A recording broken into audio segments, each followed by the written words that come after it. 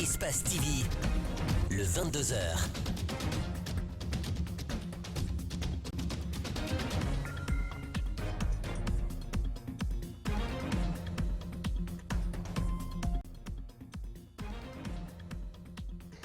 Les électeurs guinéens sont convoqués aux urnes le 16 février pour les législatives. Le président Alpha Condé vient de convoquer le corps électoral en confirmant ici la date proposée par la CENI la semaine dernière. Au même moment, à Kissidougou, les promoteurs pour l'avènement d'une nouvelle constitution ont mobilisé du monde la semaine dernière. Le président Alpha Condé n'a pas fait le déplacement, il s'est fait représenter. Et puis dans l'Hexagone, sous la pluie, les cérémonies du 11 novembre se sont tenues pour rendre hommage aux soldats morts pour la France.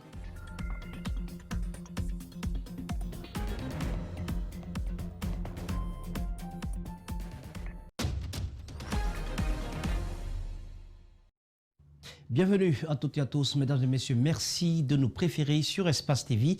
C'est officiel. Les Guinéens iront aux élections législatives le 16 février 2020 à travers un décret lu ce soir sur les ondes de la RTG. Le président Alpha Condé a confirmé la date à lui proposée par la Commission électorale nationale indépendante. Le chef de l'État invite ainsi les Guinéens à se rendre aux urnes à la date indiquée pour choisir leurs députés à l'Assemblée nationale. Nous en reparlerons demain dans nos éditions d'information. Et puis le chef de l'État a aussi procédé à un léger remaniement ministériel. Nous l'avons appris ce soir également. Damantan Albert Camara fait son retour au sein du gouvernement. Il est nommé ministre de la Sécurité et de la Protection civile en remplacement d'Alpha Ibrahima Keïra, nommé à la présidence de la République. Autre ministre qui signe son comeback, c'est le colonel Rémi Lama qui revient à la tête du département de la santé publique. Il remplace à ce poste Dr Edouard Nyankoy Lama, également nommé ministre d'État, conseiller à la présidence de la République. Tous ces décrets seront donc commentés demain dans nos prochaines éditions d'information. Et puis sans transition, les réactions des acteurs sociopolitiques abondent quelques heures après l'annonce de la nouvelle date pour les législatives. La synthèse de leurs réactions, c'est dans ce reportage de Mamadou Boy Diallo et d'Ibrahima Sori Sengsouma. Le 16 février 2020, c'est la nouvelle date proposée par la CENI pour l'organisation des élections législatives. Chez les acteurs sociopolitiques, ce nouveau chronogramme est diversement apprécié. À l'Union des forces démocratiques de Guinée, cette date est accueillie avec des réserves. Ce que nous ne savons pas aujourd'hui, quel est le contenu de ce chronogramme? Est-ce que les délais légaux qu'on avait dénoncés la dernière fois, est-ce que ces délais légaux sont respectés dans ce chronogramme-là? Un autre aspect, c'est la prise en compte des recommandations de l'audit du fichier électoral. La majorité se veut optimiste et ne souhaite pas perdre du temps. Elle se dit prête à aller aux élections le 16 février 2020. Aujourd'hui, c'est prouvé encore une fois de plus que la CENI est une structure indépendante parce qu'elle n'est pas à sa première indication de date. Donc nous, au RPG Arc-en-Ciel, nous sommes prêts, quelle que soit la date, nous sommes prêts à aller aux élections. Alpha Abdoulaye Diallo est membre de la société civile, partie prenante au processus électoral. Il espère que ce nouveau chronogramme soit réaliste et aboutisse à l'organisation d'élections régulières et inclusives. Nous attendons de voir, comme dirait l'autre, wait and see, puisque la CENI nous a habitués à des dates qui ne sont jamais tenues, mais nous estimons que cette fois-ci, ça va être la bonne. Pour cet autre acteur de la société civile, la CENI devrait tout d'abord tirer les leçons de l'échec de la date du 28 décembre. C'est vraiment louable que la CENI d'abord commence à nous décliner. Pourquoi la date du 28 décembre n'a pas pu tenir? Qu'est-ce qui a empêché cela? Alors les obstacles qui ont été constatés à cela, qu'est-ce qui est fait pour que ces obstacles soient levés? Ce nouveau chronogramme est le fruit d'un consensus. 16 commissaires sur 17 l'ont approuvé selon un communiqué de la CENI. Plus loin, l'organe électoral rassure les acteurs du processus électoral de l'organisation d'élections libres, transparentes et crédibles. Reportage donc de Mamadou Boy Diallo. La coalition démocratique pour une nouvelle constitution, en abrégé Codenoc, antenne de Kissidougou, a tenu samedi dernier un meeting géant au stade préfectoral de Kissidougou pour soutenir l'organisation d'un référendum pour un changement constitutionnel en Guinée. Le président de la République n'a pas donc effectué le déplacement dans la préfecture. Il s'est fait représenter par le ministre conseiller Cheikh Tidiane Traoré. Malik Sangana Kamara est notre envoyé spécial. Écoles, marchés et tous les services administratifs de Kissidougou sont fermés ce samedi. Rendez-vous au stade préfectoral pour accueillir le président de la République, représenté par son conseiller Cheikh Tidiane Traoré. S'il n'est pas présent avec vous ce matin, cela dépend des problèmes sérieux qui se posent en Afrique. Vous savez, il est le médiateur pour mettre en accord les responsables de la Guinée-Bissau. Il s'apprêtait à faire le voyage quand subitement il y a eu des complications où son arbitrage est indispensable. Motivé, déterminé à aller au référendum, l'ex-ministre de la Communication fait savoir que le projet de changement constitutionnel émane de la volonté du peuple et non du président lui-même. Aujourd'hui, il y a la panique dans l'autre camp. Je vais parler des gens du FNDC qui veulent faire croire coûte que coûte que c'est le président de la République qui réclame le référendum, ce qui est faux, archi faux. Si nous sommes là aujourd'hui, c'est parce que nous avons trouvé que la population guinéenne, comme un seul homme, exige une nouvelle constitution. Avec une mobilisation sans appel, la population de Kissidougou s'exprime favorablement à l'idée d'une nouvelle constitution. La jeunesse de Kissidougou, par ma voix, dit oui à la nouvelle constitution. Visiblement impressionné par cette forte mobilisation, Elhaj Papakoli Kourouma, ministre de l'Hydraulique, s'en félicite. Cette foule nombreuse est une voix dissonante à celle qui dit non à la nouvelle constitution. Tout le monde est là pour dire oui au projet d'une nouvelle constitution. Donc on ne peut que s'en féliciter. La coalition démocratique pour une nouvelle constitution, confiante de sa capacité de mobiliser, poursuit sa tournée dans les autres préfectures de la Guinée forestière. Et puis dans le même sillage, coup pour coup, acte 4 plutôt du FNDC Labé. Ce lundi, des centaines de manifestants sont sortis dans les rues pour protester contre la modification de la Constitution et un éventuel troisième mandat pour le président Alpha Condé. Suivez un extrait du discours du coordinateur régional du FNDC Labé, Mamadou Habib Baldé. On va vous rappeler une chose d'abord avant de commencer. Il y a des personnes qui estiment que nous sommes en train de marcher dans le vide. Il faut faire comprendre à ces gens que ce que nous faisons en ce moment a des répercussions très très graves pour l'État, très très graves pour le gouvernement. Je vais vous rappeler une chose. Vous savez qu'il y a un président qui a démissionné hier. Il y a un président qui a démissionné hier. Le président de la Bolivie a démissionné hier. Vous savez pourquoi il a démissionné? C'est la rue qui l'a foutu dehors. Gouvernement assassin. Gouvernement assassin. Parce qu'il faut se dire la vérité. Ce gouvernement, ils ont tué combien de personnes pour ce projet macabre, pour un projet qui n'a rien à foutre avec le développement de la Guinée. Par principe, on n'acceptera pas le changement de constitution. Ça, c'est par principe. Si on se réfère aussi au bilan, on n'acceptera pas le troisième mandat, parce que son bilan ne lui donne pas un troisième mandat. Le barreau de Guinée lance une séance de remise à niveau pour les avocats depuis ce lundi à Conakry. Les échanges prendront fin le 16 novembre prochain. La thématique porte sur la pratique et la déontologie du métier d'avocat. L'association Afrique et Droit est en lien donc avec l'Ordre national des avocats de Guinée et les experts formateurs. Ils sont 200 à prendre part à cette formation. Reportage Mamadou Bouler Diallo. Je jure. Une justice libre et crédible est l'aspiration de toutes les nations, dit-on. Sa cheville ouvrière reste la qualité de ses avocats. La maîtrise des outils de travail s'impose aux hommes de robe noire. Cette séance de remise à niveau tournera essentiellement sur la pratique et la déontologie du métier de l'avocat. Si la profession d'avocat n'avait pas sa déontologie et la sécurité qu'elle procure aux clients, il y a longtemps qu'elle aurait disparu et que bien d'autres personnes feraient notre profession. Les deux choses qui sont importantes pour la profession d'avocat, c'est la déontologie et le secret. Ça, c'est absolument essentiel. Donc nous aborderons le plus complètement possible ces questions de déontologie, et puis nous aurons également quelques échanges sur des problèmes techniques, sur des façons de rapporter la preuve en matière civile, commerciale, pénale, la façon dont on rédige des écritures, parce qu'effectivement, en France, la façon dont on rédige des écritures a sensiblement changé dans le temps, notamment depuis ces dernières années, et puis on évoquera également les problèmes de plaidoirie.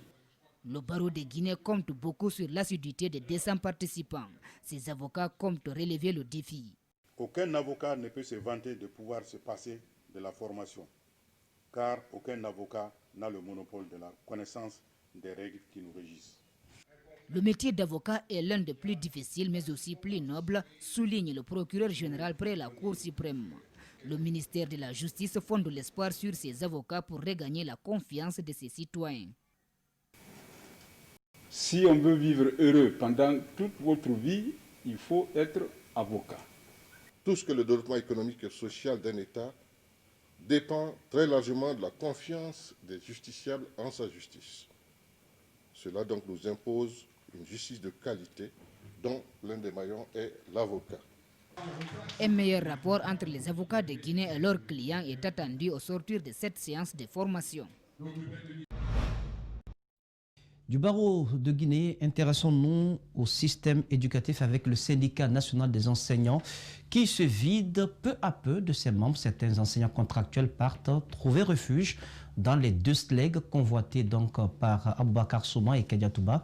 Le SNE prédit un affaire à ceux qui font défection et promet de se battre pour leur engagement. Mamadou Sadio Baldé, Lamine Silla. 3 mois de cours tenus par ces enseignants contractuels l'année dernière. Dès après l'annonce de la suspension de la grève du SLEG, ils ont été mis à la porte. Farouche adversaire hier, ils se font des yeux doux aujourd'hui, mais à culpa du coordinateur et justification. Certains ont pensé qu'on était venu pour remplacer les titulaires. D'autres ont pensé qu'on était leurs ennemis. Loin de là. Tout étudiant diplômé à la recherche de son premier emploi bondira sur le premier offre d'emploi qu'il apprendra. Le SLEG fera de cette adhésion un trophée de guerre face au gouvernement. En attendant, ils sont acceptés par le bureau exécutif et leur revendication sera inscrite sur la plateforme. Donc nous ne ferons que saluer cette adhésion et les encourager et leur dire que nous sommes à leur disposition et que nous nous donnerons la main pour qu'ils soient intégrés à la fonction publique.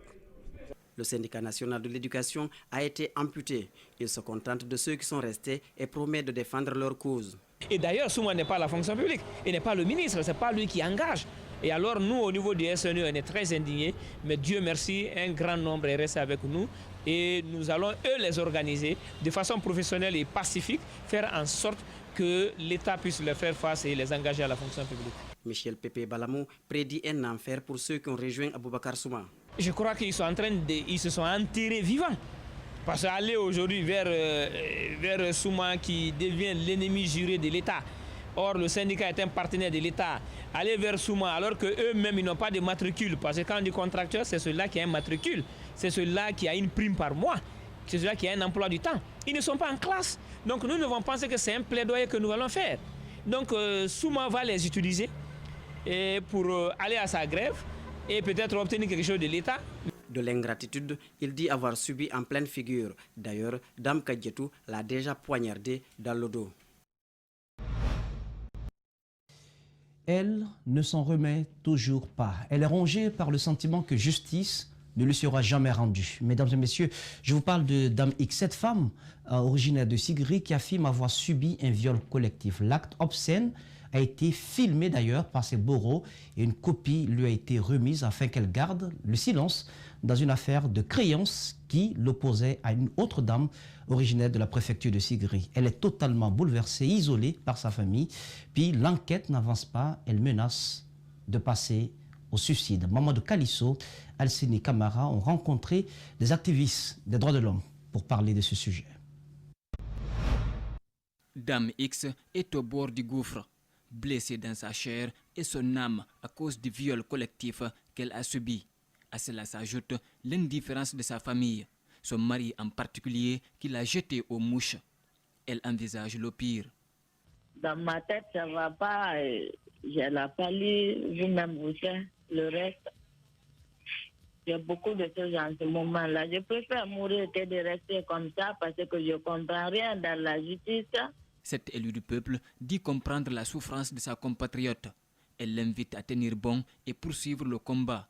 Se suicider n'est pas la solution, dit-elle. Je demanderai à cette femme d'enrayer cette idée de suicide de sa tête. Sinon, elle risque d'empirer la vie de ses enfants. Je me mets à la place de cette femme. Je ne vais pas penser au suicide, mais c'est une plaie qui est très difficile à guérir dans son cœur. Difficile à guérir, d'autant plus que la justice traîne les pas. Les présumés violeurs et leurs commanditaires sont toujours en liberté. Pour des observateurs, les défenseurs des droits de l'homme sont passifs dans ce dossier. Moussa Yeroba explique et interpelle. Nous ne pouvons pas faire en sorte que, comme on appelle, une procédure s'enclenche. Ce que nous pouvons faire, c'est alerter, informer, faire en sorte que les gens qui peuvent faire en sorte que la procédure s'ouvre soient informés qu'il y a eu cas de viol, qu'il y a une personne dont les droits ont été violés. Et je pense que ce dossier ne pourra pas rester comme ça impuni et que le ministère de la Défense fera tout ce qu'il faut pour que vraiment cette dame puisse être rétablie dans ses droits. Pour éradiquer définitivement le viol en Guinée, cette députée de l'opposition milite pour une méthode forte et radicale, castrer les violeurs. Tout homme, je dis bien tout homme, qui violerait, que ce soit une femme, que ce soit une fille, que la personne soit castrée. J'ai lu sur les réseaux sociaux dans ces jours-ci un pays qui a adopté cette loi. Mais qu'est-ce qui nous empêche dans le pays-là de prendre des positions de ce genre contre ces violeurs? Parce que tout homme qui viole est un criminel. Des propos forts de la députée Tata. Un incendie s'est déclaré dans une concession à Simbayagar, dans la commune de Matoto. Un court-circuit en sera l'origine. Les dégâts matériels sont considérables. Djibril Bar, El Haj Aliouba. En sanglots, cela ne suffit pas pour soulager l'amertume d'enfant Souman Touré. Cet incendie a eu lieu pendant qu'il était absent. Tout a été consumé. C'est vraiment déplorable. Nous demandons de l'aide. On n'a rien aujourd'hui et nous sommes en location. Moi qui vous parle, je suis étudiant. J'ai passé la nuit à la Belle Étoile. Mfansouman ne vit pas seul. Au pas alourdi par cet incident, il essaie de voir s'il y a des objets non touchés par le feu.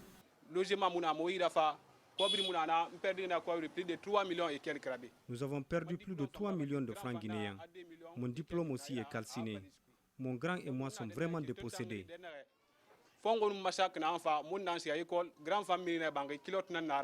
Les cas d'incendie sont récurrents à Conakry. Celui-ci ne fait que s'ajouter à un bilan dont les dégâts enregistrés sont énormes dans la capitale. EDG est souvent pointé du doigt.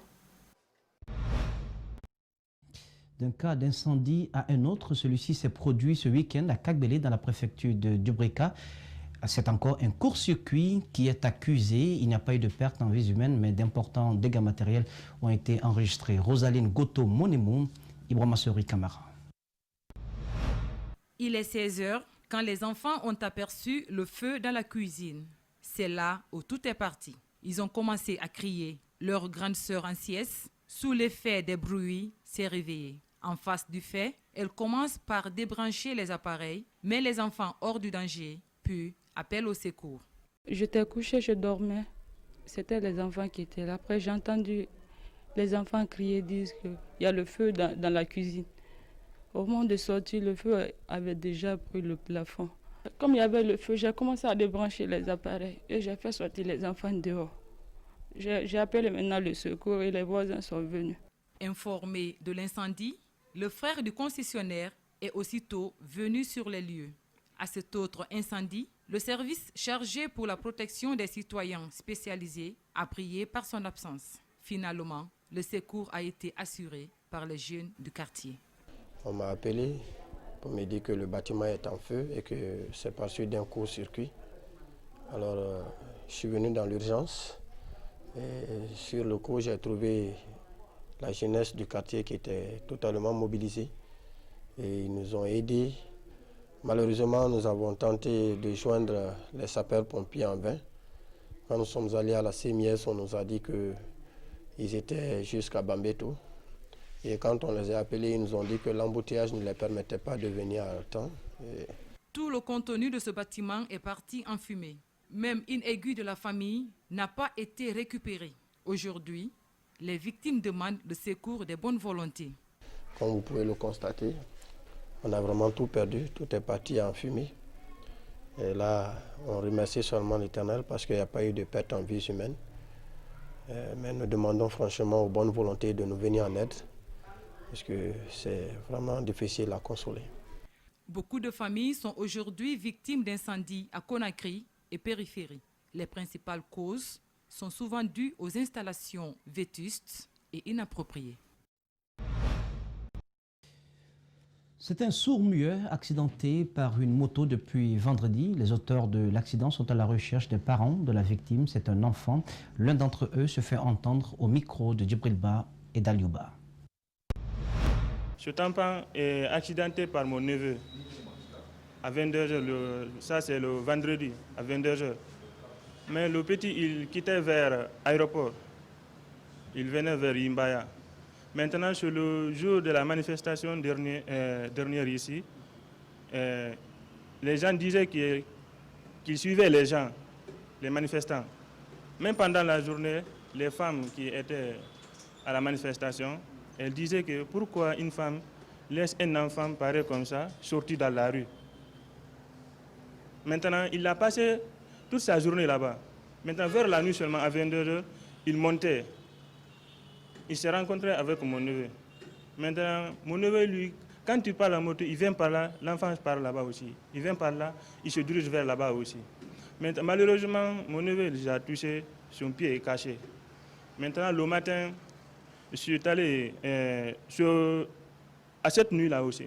Je suis allé chez le chef-secteur. Le chef-secteur, nous, il a dit, il y avait 3 jeunes là-bas, de venir chez moi, nous allons montrer notre domicile. Nous sommes allés chez moi, j'ai montré là où je suis logé.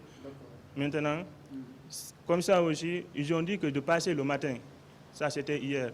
Maintenant, j'ai envoyé cet enfant ici puisqu'on retrouve ses parents. Parce que depuis hier à 6 heures que je suis sorti à la recherche de ses parents. Mais je n'arrive pas à retrouver ses parents.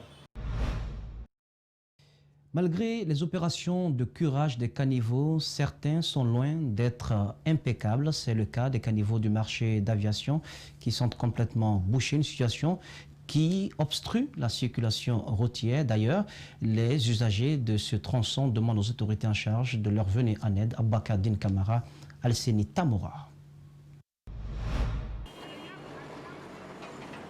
Depuis la tombée des premières pluies, cette zone est complètement impraticable. La cause, ces caniveaux sont bouchés. Les riverains de la zone se disent angoissés.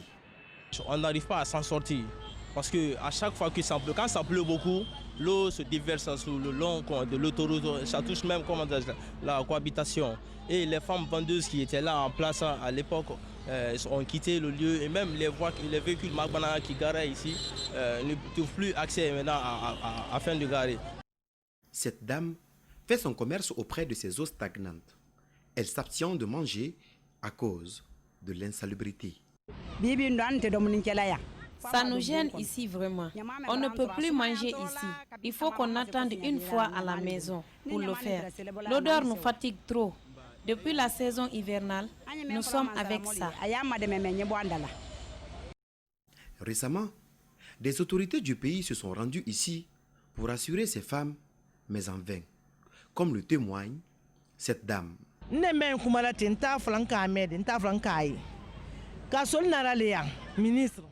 ne sont pas des ondits. Le Premier ministre Kassori est venu en personne ici. Il nous a dit que chaque semaine, ce lieu sera nettoyé. Mais jusque-là, rien n'est fait. Les usagers de cette route qui tend à disparaître lancent un appel pressant aux autorités. De nous venir en aide. Franchement, on n'a pas de matériel, on n'a pas des équipements parfaits afin de nous aider. Parce que ces eaux-là ne peuvent pas être quittées ici sans que ces caniveaux-là ne sont pas vidés.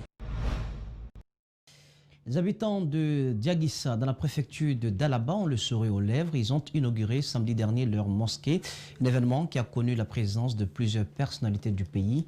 D'ailleurs, cette mosquée donc, a été financée par les ressortissants et résidents de la localité. Mamadou Saliouba, la Messila.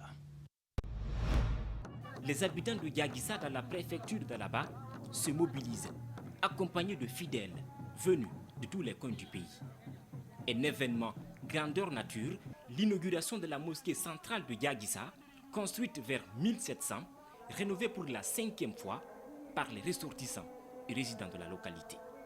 Dans notre communauté, nous avions déjà construit suffisamment de belles maisons et cela n'était pas en cohésion totale avec l'état de notre mosquée.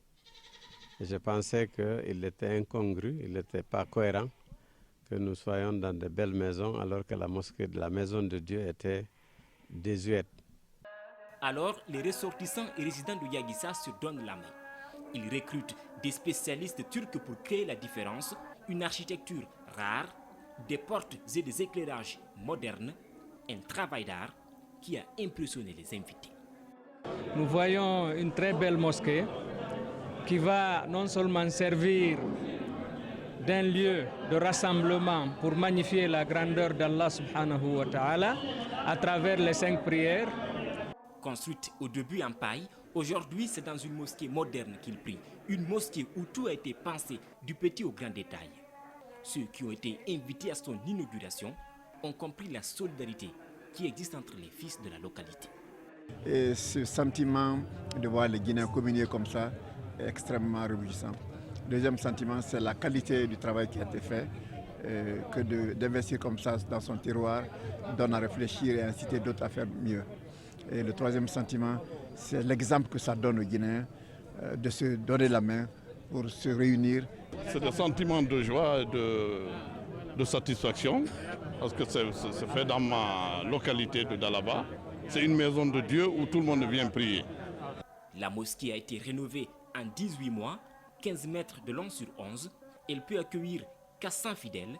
Les ressortissants et résidents de Diaguissa ont mobilisé 250 000 $ environ pour construire cette maison des dieux.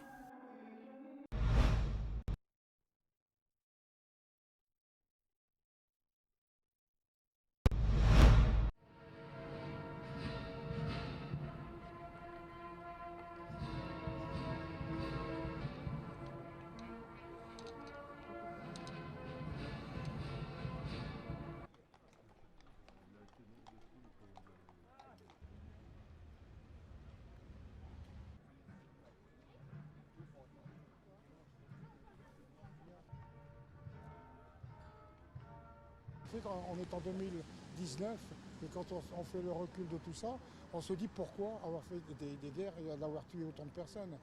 C'est même quand on s'aperçoit que l'Allemagne nous a fait la guerre et qu'au jour d'aujourd'hui nous sommes des grands amis de l'Allemagne. Voir un peu comment se passe une commémoration, surtout quand ça a été une guerre mondiale, quand les Français... ils ont fait tout leur possible pour sauver la France des forces allemandes.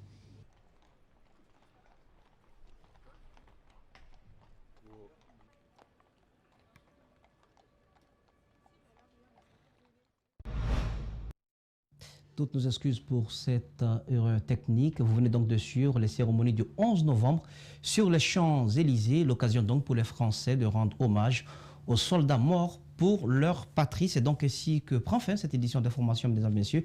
Merci de l'avoir suivi. À demain pour un autre point sur l'actualité. D'ici là, passez une agréable suite de programme sur Espace TV.